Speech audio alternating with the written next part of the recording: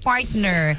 Budget, Program yung budget na yan, yung ating program appropriations versus ang program appropriations, kino-question pa rin ng ilang mga kongresista dahil ito daw ang program appropriations ay hindi kinakailangang ma-retain dyan sa General Appropriations Act dahil nagdulot nga to ng maraming legal na usapin at kino-question ng isang kongresista mula sa Metro Manila kung bakit andyan pa yan. Diba? Iyan na nga yung nagdulot ng problema last year. Andiyan pa din yan. Bakit hindi tinanggal yan?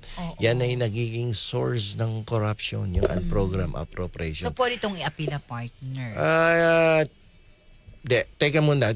Kanina kasing umaga, napakinggan ko na naman si Senator Amy Marcos sa isang panayam kay Karen Davila na kung saan kina-question niya na naman itong program appropriation sapagkat ibinito daw to ng ating Pangulong Ferdinand Marcos Jr. Yes. At ang sinabi niya, nangangantsaw pa, alam mo itong program appropriations ay hindi subject to veto by the President. It is not part of the General Appropriations Act. Only those program appropriations can be subject of the veto power of the President. Wow, Yan, ang ganda ng pagkakasabi niya. Pero tama ba si Jopet? Jopet! Mali ka na naman, Jopet. Batuhan kita rin eh. Bakit naman naging mali, attorney? Alam mo kasi sinasabi under sa Article 6 ng ating saligang batas sa 1987 Constitution, ang ating Pangulo ay may kapangyarihan na ibito ang any appropriations. Doon, tigil na tayo doon. With the word any. Ibig sabihin, whether it is an program or program appropriations, it can be vetoed by the President of the Republic of the Philippines. So, pwede. Pwede. Sabi ni Amy, hindi pwede. Ito talagang si Jopet, ayan, nagpapa-interview. Hindi mo na binabasa kahit 1 minuto, 2 minuto ang related provisions of the 1987 Constitution in relation to the power of the powers of the House of Representatives. Ayun. Sapagkat yan ay pinapayagan ng ating saligang batas. Bakit pinapayagan ng saligang batas na nandyan pa rin ng unprogram appropriations? May at least 2 o 3 dahilan dyan kung bakit na nandyan pa rin ang unprogram appropriations. Kasi yan ang tumatayong standby funds or budget ng ating pamahalaan. Just in case merong programang sa kasalukuyan ay wala pang nakahandang pondo pero may inaasahan tayong pondo manggagaling sa World Bank, sa Asian Development Bank, sa International Monetary Fund. Paano ko yung loan na yun ay biglang dumating, saan mo siya ilalagay na yung proyekto na yun ay matatagpuan mo lamang sa unprogram appropriations. Parang pwede mo yung ihanlin tulad sa isang bagyo na sinalanta ang ating bansa o nagkaroon ng isang sakuna katulad ng COVID-19 at dumating yung pagkakataon na kailangan mo nang ipa-repair ang mga infrastruktura dahil sa lakas ng bagyo. Saan mo kukuhanin ng pondo? At kasi may dumating na foreign grant galing sa, palagay mo sa World Bank, palagay mo sa IMF. So ilalagay yun doon sa unprogram appropriations. Dahil yung program appropriations ay meron ng pinag-alaanan na pondo ng gobyerno at hindi mo na yan pwedeng pakialaman. So, ilalagay yung World Bank loan sa unprogram appropriations na naka-standby. Okay. Hindi talaga pwedeng. At doon ilalagay yung pondo, sira-sira ang kalye, dulot ng bagyo, diyan mo kunin ngayon. So, naintindihan nyo ba, class? Yes po, attorney. Mamaya na po ang quiz. May quiz tayo dyan, ha? Dictus Rex, ha? Ayun, doon yun yung simplified explanation kung bakit naririyan ang unprogram appropriations at hindi tuluyan tinanggal dyan sa General Appropriations Act. Kaya kung meron mang magpipetisyon sa Korte Suprema upang questionin ang legalidad at pagpirma ng ating Pangulo sa General Appropriations Act, ay matutulad na naman ang petitioner kay Chope. Chope. Sabi nga ni Maylin Attorney Bueno, Radyo Manjeni, mag-veto o hindi man mag-veto ang Pangulo, may masasabi pa din sa Pangulo. Alam mo naman, may taong ganyan, wala nang kakontentuhan. Lahat ng ginawa ng isang tao para sa kabutihan ng kanyang kapwa ay sisilipin at sisilipin ng pagkakamali kahit hindi naman mali. Biro katulad kahapon na lang, di ba?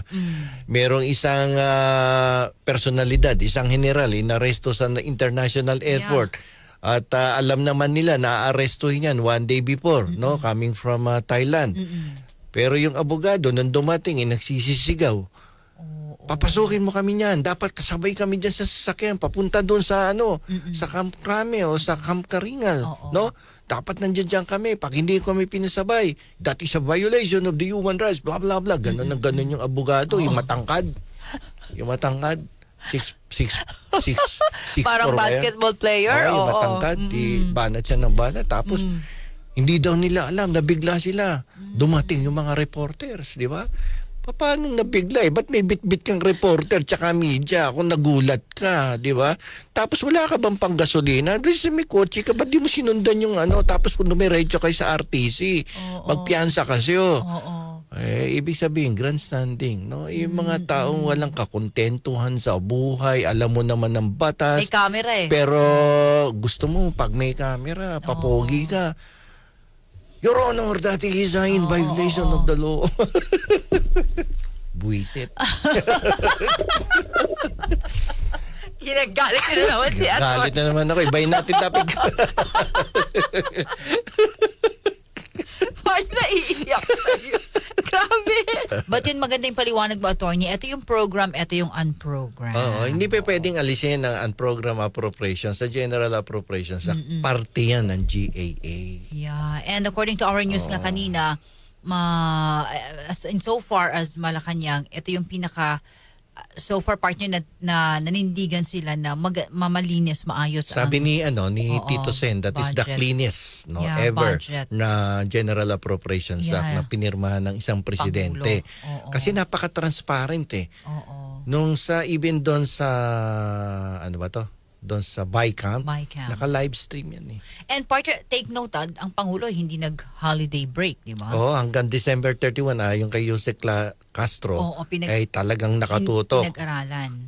Tsaka habang siguro nagba-BICAM yan, nanonood siguro para hindi siya magmamadali na niraras na babasahin at intindihin. Talagang step by step siguro. So anong gagawin na lang natin, partner ng mga mamamayang Filipino with this budget for 2020? Kung mapupunta talaga doon na lamang. Kung mapupunta talaga doon sa pinaglaanan na proyekto. Kasi sinasabi naman sa ilalim ng ating saligang batas na lahat ng appropriations must be used for public use. No? Yun na lamang, partner. For public use dapat yan. Dapat mapakinabangan ng mga publiko, ng ating mamamayan.